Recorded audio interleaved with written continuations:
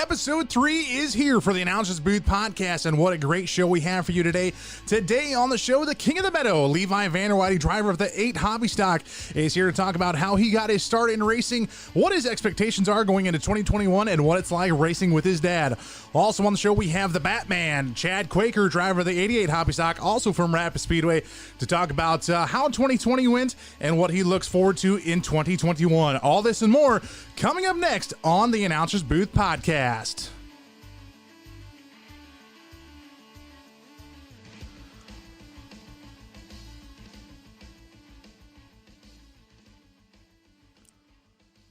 What is up, everybody? Happy Wednesday to you. It is a great day to be alive. Great day outside. Little chilly, but not too cold, not too hot either. But you know what? It's Wednesday. It is time for the Announcers Booth podcast presented by Rapid Graphics. Big thank you to Rapid Graphics for being the title advertising partner here on the Announcers Booth podcast. And yeah, let's get on with the show, shall we? Today on the show, like you heard in the intro, we have Levi VanderWeide. He is on the show today. Great guest. When I was still racing, I pitted next to Levi. I watched him basically when he started racing into basically what he's become today, and he's greatly improved over the past few races. We have Chad Kooiker on the show too, the Batman, as he calls himself, and well, a lot of people still call him that. He is on the show today as well, the driver of the 88 Hobby Stock over at Rapid Speedway as well, so we will hear from them in just a bit. And also the 4-horn salvage question of the day coming to you in just a bit as well. Well, 2021 is finally here, ladies and gentlemen, and man, does it feel good to put 2020 behind us? I mean, it was a long year. Yes, we got racing in. No fans allowed in the stands at first, but, you know, then that got over with. We were back to full capacity in some parts here of the United States, but now back to 2021, looking forward to the future, and, you know, hopefully everything, you know, gets to going better. I know we're all looking towards the future, and a bright future at that. And there is a lot of stuff happening in 2021. The first thing, I mentioned this at the end of last show. Wagner Speedway is going IMCA. The great Wagner Speedway, full IMCA sanction this year, and that's like the best news ever. So glad that Rod Patterson and crew down there over the all-new Wagner Speedway got the sanction. It was great. I believe they're going to put on a great racing program. I mean, they always have a great racing program down there. Let's not kid ourselves. But finally, for them to have a sanction to not only run for state points, but national points as well with those drivers down there, could not be better for the all-new Wagner Speedway. So full schedule coming from Wagner under the IMCA sanction. Such a wonderful thing. Also, Huset's Speedway, the return of Huset's Speedway late in 2020. They had a few shows with Ollie's Bargain Outlet. All-Star Circuit Champions had a race there, as well as the World of Outlaws had a 2-day show there as well. And 2 full shows with the World of Outlaws. That was quite the show over at Huset's Speedway. Great to see them open back up. Man, finally good to be home at Huset's. They have a full schedule in 2021. So excited for that. Featuring the Huset's 50. So that is going to be an event you are not going to want to miss.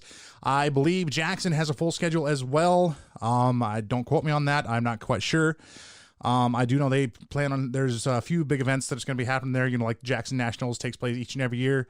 I believe they have a full schedule. I haven't really quite seen anything. So, but they definitely be one to watch over at Jackson. For the outside of sprint car racing, I-90 has a full schedule coming out. Rock Rapids has a full schedule coming out over at Rapid Speedway. The new Raceway Park has a full schedule starting April 18th with the 5 IMCA classes, the compacts, hobby stock, sport mods, stock cars, and modifieds.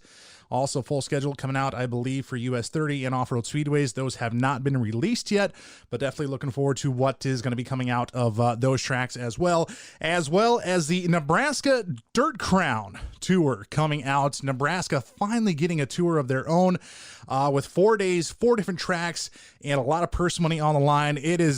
It's going to be a great tour. If you guys are out in Nebraska and just looking for some early racing season, early racing to go on, go watch the Nebraska Dirt Crown. It is definitely going to be a good tour. starting at US 30, I believe, then going to Beatrice, I-80, and Deschler, I believe is where they're ending at. But those 4 tracks, going to be some great racing for the Nebraska Dirt Crown Tour. Cannot wait for that tour to come to Nebraska. It's about time Nebraska had their own tour, and just the racing in Nebraska is great. The tracks are great. The racing's great. Go check it out. I don't quite have the dates for those quite yet, but I will post them at a later date in a later show. So looking forward to 2021. What are you guys looking forward to in 2021? I'm looking forward to, some great racing action. I am one of the voices over at the new Raceway Park, the little bull ring alongside I-29, just north of Sioux City, Iowa, just across the border into South Dakota. And I tell you what, that track puts on some great racing each and every Sunday night for Sunday Church in the Dirt, South Dakota style. And with their full schedule coming out, Steve Corrali posting just a few days ago that he is solo promoting this year in 2021. So best of luck to Steve on that. And you know what? No matter what he does, it's going to be great. The racing is always, produced some great shows there. Some big specials, I think, coming there. I know we're going to try to do a Racers for Autism night there sometime. Still have to get together with Steve on that, but definitely looking forward to announcing at the new Raceway Park again. Off-Road Speedway, like I mentioned, I am the announcer over there too. They're planning on coming out with a full schedule and a lot of different things coming to Off-Road Speedway for sure. So go check out that in Norfolk, Nebraska. Don't have the opening date quite yet, but that will be posted soon when their schedule comes out. Like I mentioned, Huset's, I-90, Rapid Speedway, lot of full schedules. Once again, so happy to see full schedules again after this past year in 2020 with everyone starting late or not being a race at all or getting some races in and then being shut down due to the COVID-19 pandemic. Let's just go back to full racing. Well, let's not kid ourselves. We want to see racetracks open back up and back to full-time racing once again. Let's see. What else do we have on the show today? We have... yes, 4-1 salvage question of the day. That'll be coming up in just a few minutes. But yeah, what else are you guys looking forward to in 2021? I'm looking forward to vacation. I don't know about you guys, but the whole racing stuff, it's a job. It's some people say, it's a hobby. It's just something to do for fun on the weekends. You drivers and crews know it's not just a hobby, it's a way of life. And it's hard work. It's hard work, doing your day jobs, coming home, you're tired, but hey, you know what? That car's got to get maintained, got to get it ready for the weekend. Workers during the week, weekend warriors / racers on the weekend. The racers and crews are, they don't get the credit that they deserve. These drivers and crews put in a lot of work during the week. Sometimes even after, the hard luck that they have at the track, say a car gets wrecked, that's just more work you have to do during the week to get it back on track. But there's no greater feeling than hard work paying off, getting it back on the track and being rewarded. And I know for, some drivers, you might not be racing up front. You might not be, up there winning, but it's the feeling of driving the car on the trailer in one piece at the end of the night. That's a win in my book. And I know there's a lot of other drivers that would agree with me. It's not about the money. It's not about, the glory or whatnot. It's about the memories that, that are made at the track, the family, the friends, and the friends that become family that's made at the track. That's what it's all about. And, seeing, your young fans, the kids that come up to you and, maybe ask for an autograph or for a picture. That's why, these racers and these drivers and crews do it. It's trying to teach the next generation of what it's going to be like, for them when they're older and climbing into the cars. So that's one thing to look forward to in 2021 as well. A lot of guys I know that are also looking forward to is the Bristol Motor Speedway getting covered in dirt, and we're going dirt track racing at Bristol for the first time in, I believe it's 2001 when the World of Outlaws was at Bristol, running around on the dirt there. So that is coming back, racing dirt at Bristol. It's going to be fun. I know a lot of well, maybe not a lot, but a few of our local drivers around here in the tri-state, quad-state area are going down for that. I myself am planning on attending, so we will see when that time comes. That's going to be great, though. Just you can catch races, I believe, on XR Plus. I'm not quite sure, but that is going to be a huge, huge event, and just the experience from Bristol is going to be one that racers and crews are not going to forget. They've got late models, sport mods, modifieds, what they call the Hornets, which would be like your sport compacts. They've got all of those great classes there. So it is going to be one heck of a show over at the Bristol Motor Speedway in mid-March. So you are not going to want to miss out on that. And yes, it is definitely one to look forward to as well. So a lot of things to look forward to in 2021. We're going to take a break and hear from 4 Orange Salvage. And when we come back, it's going to be the 4 Orange Salvage question of the day. And you are not going to want to miss out on that. So stay tuned. Evicted tenants leave a mess behind? Have an old appliance that you're tired of staring at? Yard waste, branches, carpet, old furniture, other discarded items you just want gone? Well, 4 Orange Salvage can take it all away. Call Jamie at 605-376-8532 for a quote today, or you can find him on Facebook by searching 4 Orange Salvage-Junk Haulers. Contractless payment through Venmo or PayPal is also available. Quick, easy, and affordable junk hauling. 4 Orange Salvage. We pick things up and we take them away. Serving Sioux Falls, South Dakota and surrounding areas. Welcome back to the Ounces Booth podcast presented by Rapid Graphics. You just heard from 4 Orange Salvage there. Big thank you to Jamie Hertling for being one of our advertising partners and sponsoring the 4 Orange Salvage question of the day. And yeah, this is where we ask a question, and you, the fans, get to interact and answer these questions, and we read them out on the show here. So as you heard on last week's show, the question of the day of today is, what is your favorite track concession food and why? So we have a few answers here. Courtney says the barbecue pork nachos at Eagle Raceway. I have not been to Eagle Raceway, but I've heard a lot of good things about those nachos. Definitely going to have to check that out sometime. Josh Blom says Harlan used to have the best meat and cheese nachos back when Tom Gutowski and the co-promoter ran the tracks. Raceway Park also has some pretty good chili cheese fries as well. You know, he's definitely right about that. They do have some good chili cheese fries. Fairmont Raceway, he added, has pork chop on a stick that is highly recommended. Yes. Beatrice Speedway has gizzards. Yes, the gizzards at Beatrice Speedway are pretty good.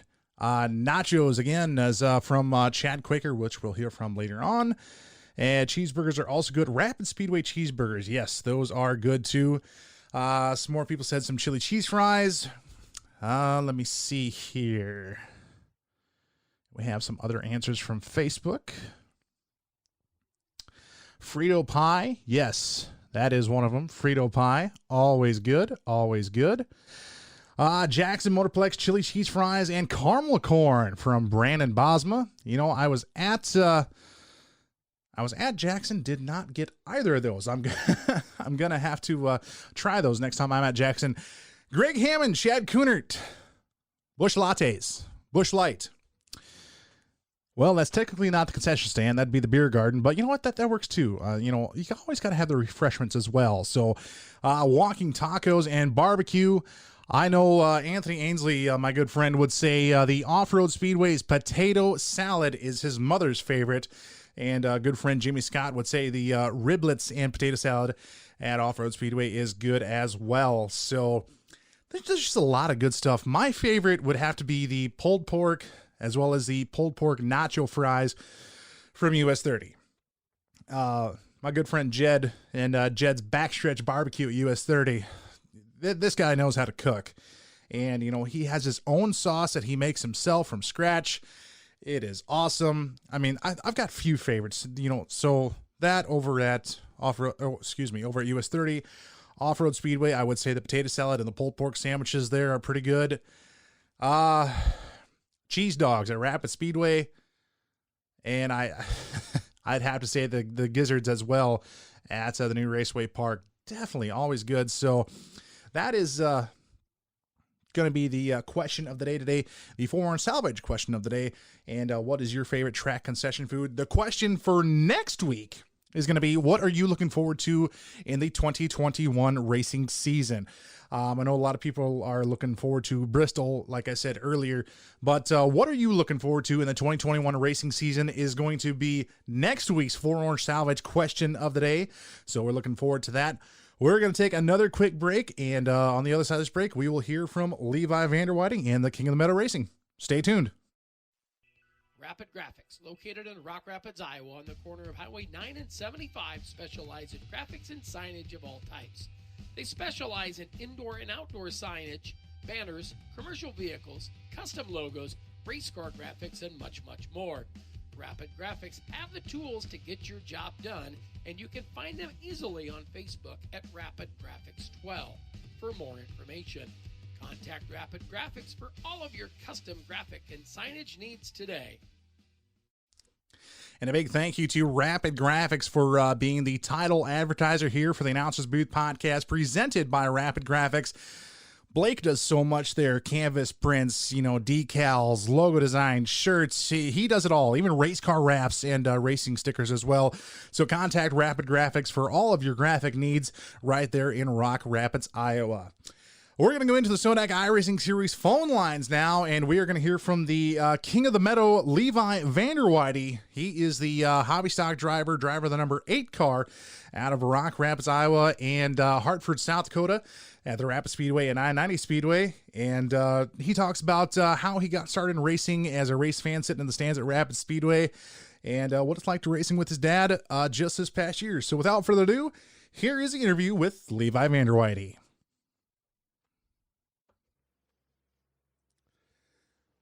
Making his way to the announce booth now is a, I don't know, what do we call him, just driver, King of the Meadow? I'm really not sure what to call him. Hobby stock driver Levi VanderWeide, driver of the 8 car over at Rapid Speedway in Rock Rapids, Iowa, and the I-90 Speedway, Hartford, South Dakota. Levi, thanks for coming on the show, man.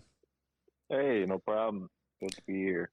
So your story in racing starts out very young, going to the track, watching your dad race, and then basically climbing into a car yourself just a few years ago.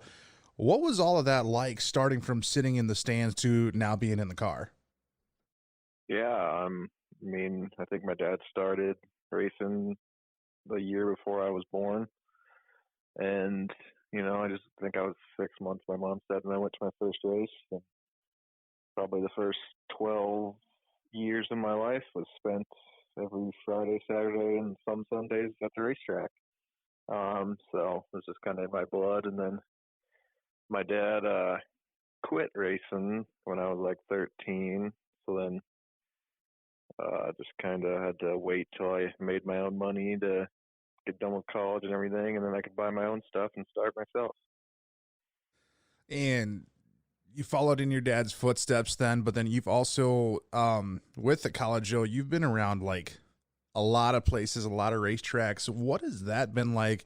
And then when you climbed into the car yourself, like, did you know what you wanted to do climbing into the car, or did you have some help along the way there? Yeah, after college, I interned for, Rock Rapids, or Rapid Speedway. I interned there. And then after that, I was an intern at IMCA TV at the time, is what it was called. Now it's Accelerated. So yeah, I've been to 52 different, that was a whole summer just going to different racetracks. I've been to like 52 different dirt tracks now, I think. And it was really cool, but then I was like, well, I want to race someday, so I can't really have a job going to different racetracks every day if I want to race. So then I got a job at Midco Sports Network, and that's still my current job. And then, yeah, I bought a house and then bought a race car. I keep my race car at my parents' shop, though. But, it was just kind of, that's what I wanted to do as a hobby. So I had to not, have a job that requires me to be gone every weekend. So, yeah, that's kind of how I got into getting my own race car. And the first time you hit the track, though, would be at Rock Rapids in the rental car that they used to have. What was that experience like, strapping on the belts for the first time and hitting the track? Yeah, that was really fun. That was really cool. Once they said that or once they announced that they were going to do that, I was like, I need to do that once. And then I think doing that really got the urge to get my own car someday. The rental car wasn't, when I drove it, it was cutting in and out a lot. I think it was blowing up that night, but either way, it was still really fun. And first time being able to, just go fast and on the track. And I think, I don't remember what year that was, but was it maybe the next summer or maybe 2 summers later I got my own car? I don't really remember for sure, but yeah. So then that was awesome. So then getting your first car and having everything your own, then strapping in, going out the first night, competing in the hobby stock class. What was that like? And just, racing with guys like, Dustin Gelbranson and, like Tyler Schlumbum and all them. Yeah. I think I drew terrible the first night, which was good. I probably should have started in the back anyways.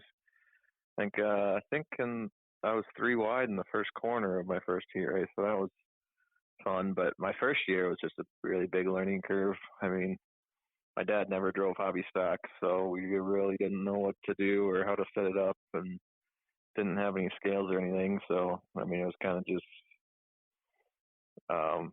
see who would give you advice and then throwing that in the car and if it worked. But I think I raced like 13 times my first year and maybe made 3 features. I mean, Rocky's definitely not the easiest track because there's going to be B features every night, and it's just going to be hard if you're starting just to even make a feature. But yeah, it was a big learning curve, and hopefully every year I improve, and that's the goal. What was it like then when you first started traveling? I know you've been to all these different tracks, and when you said you were an intern, but then you've also traveled to a few different tracks racing. What has that been like, going to those other tracks and then coming back to your home track to put what you've learned into practice? Yeah, so that I think going to different tracks really helps you as a race car driver, just going to different tracks, racing against different people. So yeah, after my first year, I really became good friends with Dustin Gilbranson and Tracy Haluska, and they got my car more stable for me and set me in the right direction setup wise. And I think 2019 was my first full year, my second year. And then I think we started off going to Webster City maybe 3 or 4 times. We got a lot of rainouts. I don't think our first local race was until June 1st or May 31st. So we went to Webster City, Decorah, Mason City wasn't open yet, but I think there's a couple. Cresco we went to, and then Decorah. I think I made 5 laps, and then I rolled a few times. But yeah, and then Dustin and Jeremy Skadden let me drive that other car, which was also a good experience. Getting in someone else's car, see how that compares to yours. But yeah, there's definitely ups and downs of traveling. You don't really want to wreck when you travel because you're not really racing in front of your sponsors or fans, but it happens. But yeah, I think traveling really helps the racer, get in different circumstances, race against different drivers, different size tracks. It really helps you grow, I think. And you've traveled with Dustin and Tracy, like you mentioned. What's it like traveling with those two guys, not only being on the road, but then racing against all those two, especially at the home tracks? Yeah, I'd say if you didn't have friends to race against, it'd probably be easier because you're probably not thinking about, can't really rub him up or rough him up a little bit. But no, it's fun having friends. I think hobby stock's a pretty close group of guys. I mean, at Nationals this year, I think there's 7 or 8 of us that all pitted right next to each other for 3 or 4 days straight. And you got to race against them and be friends with them at night, But no, it's fun. I think Dustin and Tracy and I are all going, and Tyler are all going out tonight, going Stampede game. Then we'll race against each other this summer again. It's just awesome being able to be friends and competitors at the same time. And speaking of competitors, you mentioned your dad used to race, and then he quit racing, but now climbing back in a car just this past year in 2020. What was that like then, racing with and against your dad every Friday and Saturday night? Yeah, that was awesome. I mean, obviously that was one of my dreams to do as a kid. You want to race against your dad, and yeah, I got into it for 2 years, and then last winter he bought a race-ready hobby stock from a guy in Iowa. So, yeah, the highlights for us this year were, I think the first time we raced, we went to Fort Dodge in April or May, and then of course we both started next to each other in our first heat race together, and I think Dustin beat us both, but got second and third. And then, yeah, the local tracks, I think I-90, a couple times we were racing side by side with each other. I think I passed him coming out of corner 4 to get second in a feature this year. That was really fun.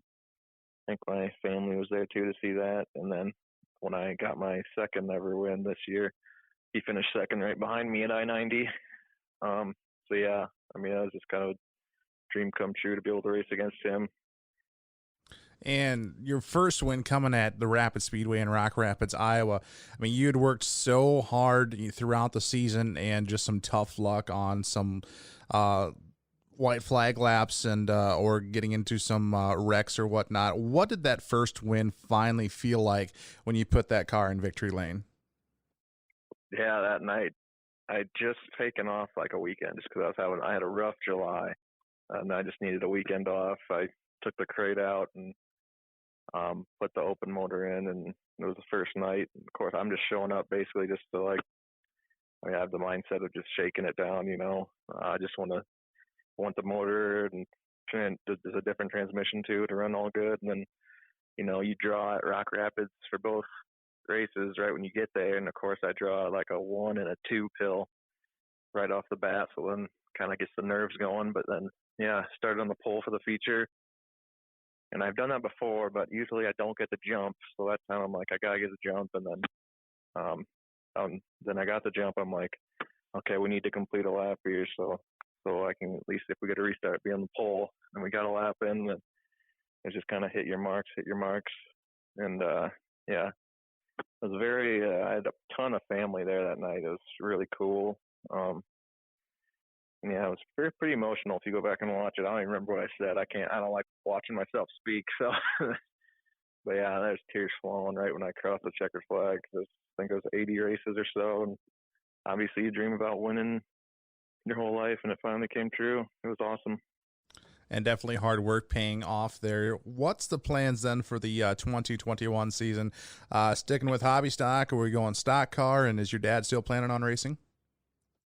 Yeah, we're both going to be in hobby stocks.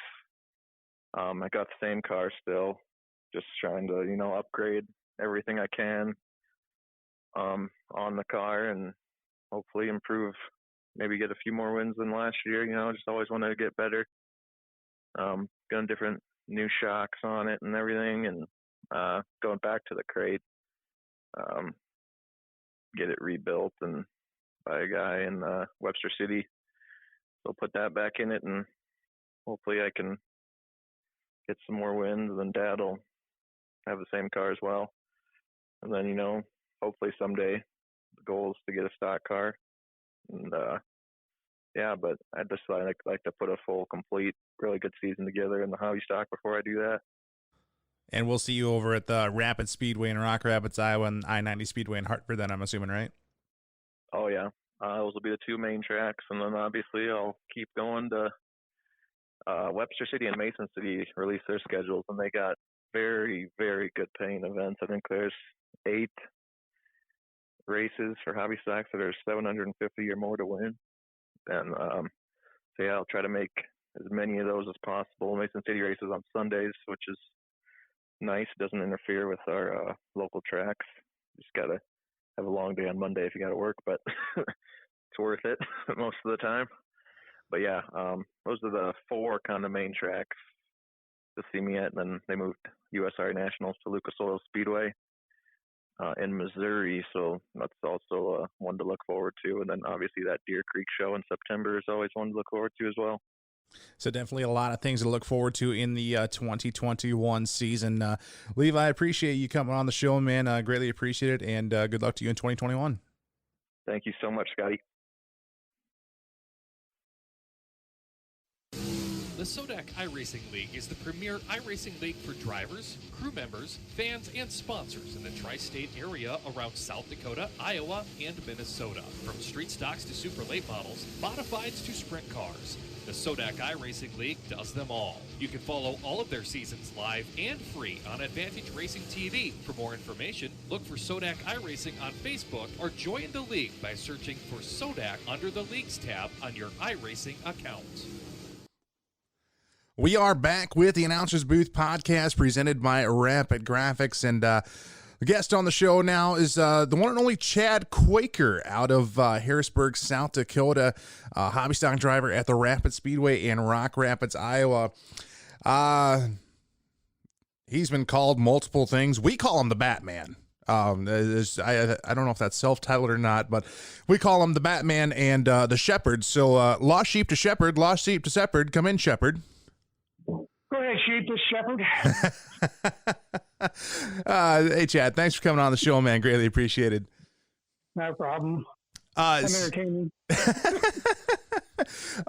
Chad is just one fun-loving guy, on and off the track. He came down with us to St. Louis back in 2019, and that trip was a blast, except for most of us getting sick on the way home, but... Yeah, no, but so driver the 88 car, the Dark Knight. Chad, where does it all start? How did you get your start in racing, and how did it get to be where you're at today? Good God, that's a long story. You want me to shorten it up? I had been attending racing, especially at Rapids, since I was still cooking in the womb. My dad started drag racing out of high school, and then he went on to the team of a driver named Wayne Steenhoven, rest in peace, with the 88 owned by Larry Bausma. And I kind of fell in love with that car and that number. And, I don't know, early 2000s, a friend of mine, Josh Mangan, had me drive his front-wheel drive. And then one of my best friends at the time, Jeremy Coons, bought me Josh's old car, and we kind of got in the way a lot then, and that's kind of how I got in the seat. And I don't know, the last couple of years I've been getting a little bit more serious, trying to actually do well, and got a lot of advice from really good drivers and a really good stock car driver, Randy Brands, and hopefully this thing rotates and goes fast, and that's kind of where I'm at today. Trying to take others' advice and adapt to the track each and every year, and just trying to go fast, in other words, then. Yeah, because, we went from street tires to these racing tires, and my car just went like 180 degrees for handling, and I don't know, we had to change some stuff, so hopefully it just, goes fast, stays all the way, and gives me a lot of fun. How does that affect the car then, when you're going from those street tires to those racing tires in the USRA sanction, by the way? How did that affect, setup-wise between running those two different types of tires?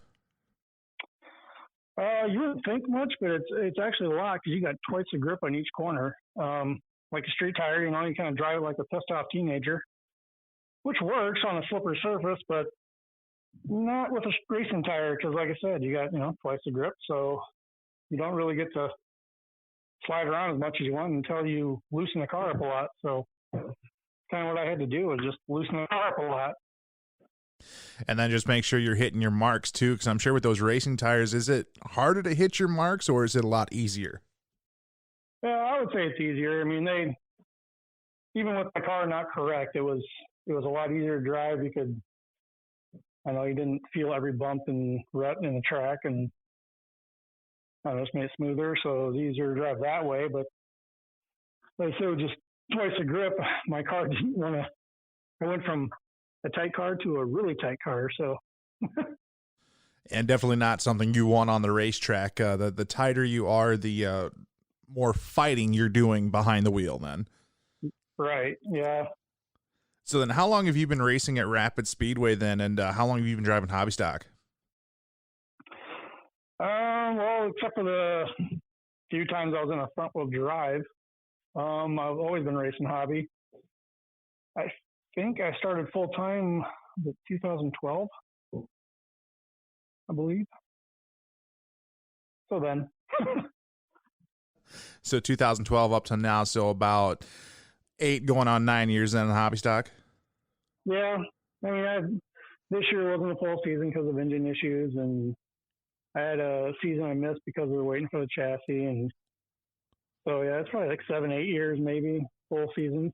But always good sometimes just to take like a year off and regroup and, you know, let things settle down before hitting back on the track.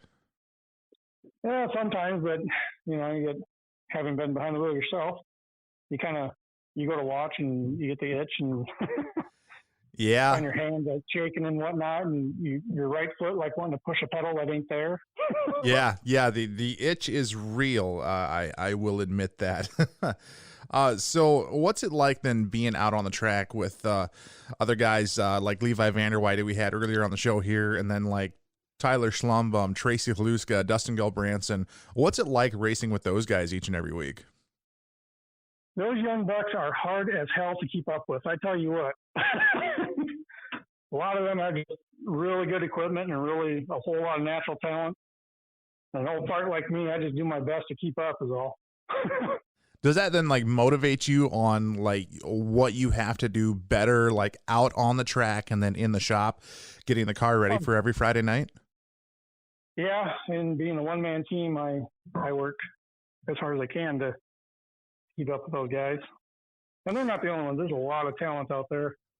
I think that's the more respectable thing, though. Like you just mentioned, the one-man team. I mean, there's other guys that have, you know, probably 2 or 3 crew guys or whatever, but you show up to the track, just you do a lot yourself. I know you get some help from other drivers and teams and whatnot, but even working on the car, I mean, I know it's a lot of just like you and your dad.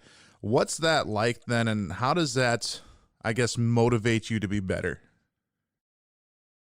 A lot. Like the 1 year I got into the top 10, I was very proud of that because every car in the top 15 had a handful of guys for a team, and I didn't. I mean, I got like big boy racing at the track that helps me at the track, but here in the shed by myself, I'm by myself. So for me to beat, you know, all those other cars and teams and whatnot, I felt pretty good. So I've been trying to continue that since then, but due to engine issues, I haven't had the luck. But, you know, it is what it is, and you just go off the next week and try harder. And, you know, make sure that hard work is paying off for sure there. What's some other experiences you've had? Have you raced any other tracks besides Rock Rapids then, or? Yeah, actually, when I first started, my first race was at the Jackson Nationals. And I actually had Sean Neestad in the booth, and he said I think it was during hot laps. I come out of 4 and the car broke loose and ended up against I didn't hit it, but the barrier next to Victory Lane. And right. How do you put that? I come rodeoing out of 4. Could definitely see Sean saying that. Yes. Yeah. So yeah, I've raced Jackson. When I first started, it wasn't a full season. That's when we just had our first car, and you know, just learning and getting used to not being scared what's behind the wheel. And so where else I raced? I've been to Hartford a couple times. That's a fun track. I would like to go to other tracks, but I don't have the funds for it. So I just race Rocky mostly. So better to stick local and just get all the seat time you can to essentially make yourself a better driver at your home track. Right. Like I mentioned on the top of this interview, you joined us, myself and Vantage Racing TV and Anthony Ainsley on the trip to the Gateway Dirt Nationals in St. Louis in 2019. You and I really didn't, I mean, we talk. We've talked, you know, on and off the track, but that trip, you and I really didn't talk as much. What was that experience like for you, just to go to an event like this and just meet and talk to and hang out with other drivers like Kyle Larson, Ryan Newman, Kenny Wallace, Jonathan Davenport, and then just see these drivers in action. What was that experience like for you? That was one of the coolest things I've ever been to in my life ever. I got to talk to Kyle Larson, and I talked to him like he was just another dude. And Ryan Newman, he gained my fandom that day. I've heard of a lot of NASCAR drivers that kind of stuck up in public, but those guys are not. Kenny Wallace, he was awesome. I got my ass chewed by him. That was like one of the best fast tunings I've ever taken. I still don't know what you said to get such a rise out of Kenny Wallace, though. I think it was something along the lines of, I wish I had the funds of like some of you guys to, or some of these other bigger teams to go racing more or have a better car. And he said, it ain't your, how do you put it? Like, it ain't the size of your funds of your team. He's like, he's had his ass kicked by like low level, new guys so he said, all you got to do is keep digging. So I kind of lit a fire, and I do what I can to dig. And just the racing that weekend was like top notch, though. I mean, it was a rough track, but seeing Tyler Carpenter win, and then as well as Kyle Larson just blew the midget sprint car race away, and then Loesch getting the modified win. What was the racing like just watching that in person? That was awesome. It was very rough. It's kind of like they took Rocky and flattened it out and brought it there, but but the racing itself was just awesome. Like front to back through the pack, it was I don't know, it was hard to explain because it was just so exciting through the entire thing. Every main feature was none of them were a letdown, Yeah, it usually isn't though over there in St. Louis, but definitely a fun experience. And I'm glad you got to come along with us and share that experience with us. Me too. That was a blast. Putting 2020 behind us, and now with the new year 2021 here, what does it look like for the 88 team in 2021? And what's your I would say expectations, but I'm going to rephrase it. And what would be your goal for the 2021 racing season? Well, we moved some weight around, like I said, with some help from Randy Brands. Having him in the car once last year, we kind of decided we need to move some weight from A to B, and hopefully the main goal is get the car to rotate. I mean, he said this thing has no issues down the straightaways. If we can get our corner entry fixed, we think we can actually, put her up front and have more than just one good night every other 3 years. So, and if I'm not mistaken, Randy actually hopped in the car one night too, just to give it like a test drive for you, didn't he? Yeah. My dad was pretty adamant that it was a driver and not the car, so he set it up to have Randy drive the car, and Randy said it wasn't the driver, it was the car. Funny how some things work out that way, right? Yeah, it made me feel good for him to say that. A top level stock car driver like that to say it wasn't him, it was the car. So right, because I was there that night, I believe, and Randy had his hands full just trying to keep that car straight through the corners and even carrying momentum down the straights. Yeah, he said he hasn't driven an ill handling car like that since he was in hobby stock. So, and that was a long time ago for Randy. Yeah, very long. So 2021 over at Rapid Speedway, do we plan to see the 88 car maybe at Hartford a few times in 2021, or are we just sticking with the home base in Rapid Speedway? Well, if it goes well and it actually rotates and the engine stays together, and maybe so. Maybe a trip to Hartford is not impossible. Just a lot of work that needs to be done to make sure that car stays maintained throughout the year. And like you said, one-man team, I have to respect that. There's been times I've been a one-man team myself back when I was racing. Much respect to you, Chad, and just want to say thanks for coming on the show today, man. Hey, no problem. Thanks for letting me flap my gums for a while. Once again, that was Chad Kooiker, driver of the 88 car over at Rock Rapids, Iowa at the Rapid Speedway. Like I said, Chad's always a fun guy to talk to on and off the track. He helped me out a few times when I was racing with just some advice and whatnot. All around great guy and great guy to hang out with. So if you're ever at Rapid Speedway after the races, go to his pits, go talk to him. He is, one heck of a guy. So we're going to take a break, and we will have upcoming events right after this.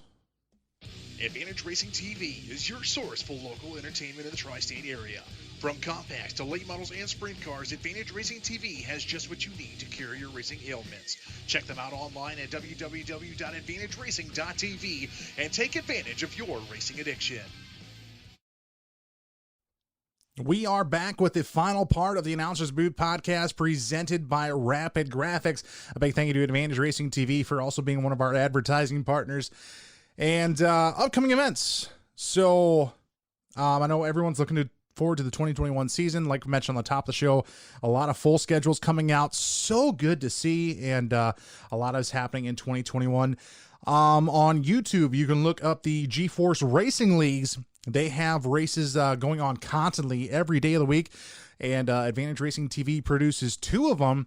It is the 360 Sprint Cars on Monday night on their YouTube channel. That is the G-Force Racing League's YouTube channel, that is. And Thursday is Big Block Modified. So Advantage Racing TV producing those 2 shows. Go check them out on YouTube. They're live on YouTube Monday and Thursday with Advantage Racing TV. And that is the G-Force Racing League. So go look that up on YouTube. Sodak iRacing Series, that season has ended. Congratulations to Tyler Johnson for taking home the championship. Man, that was a great season that Sodak iRacing Series had. Like I mentioned, also Wagner having the IMCA sanction, so that is another thing to look forward to.